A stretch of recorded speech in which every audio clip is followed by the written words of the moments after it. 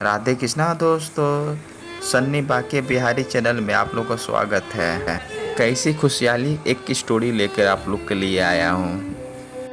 कटिहार जिले में एक गांव में कुछ साल पहले मिट्टी का एक छोटा सा मकान हुआ करता था, जिसमें दो बेटे और दो बेटियां के साथ उनके माता पिता रहते थे।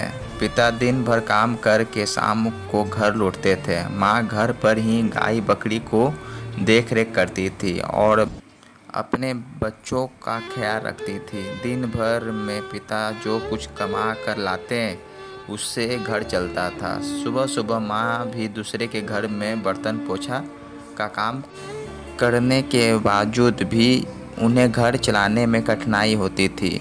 मगर शाम को जब पूरे परिवार एक जगह इकट्ठा होता था, माँ पिता और दोनों बेटे श्याम और रोहन सभी एक जगह बैठते थे। वहीं बेटी सुंदरी रोहिणी दोनों भोजन तैयार करती थी।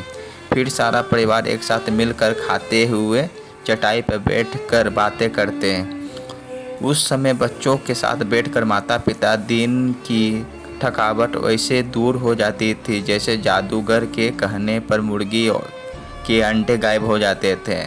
वह क्षण उनके लिए परम सुख का अनुभव देने वाला होता था। रात के भोजन के समय पूरे परिवार अपने आप में जन्नत सा महसूस करता था। समय बीतते बीतते बेटियां बड़े हो गए, उनकी नौकरी और शादी हो गई। श्याम शहर में काम करने लगा, रोहन को गांव में ही काम मिल गया। धीरे धीरे झोपड़ी की जगह पक्के का मकान बन गया। अब घर में अलग अलग से एक रसोई भी बन गया था। खाने के लिए डाइनिंग टेबल हो गया। घर के सभी सदस्य का कमरा अलग अलग हो गया।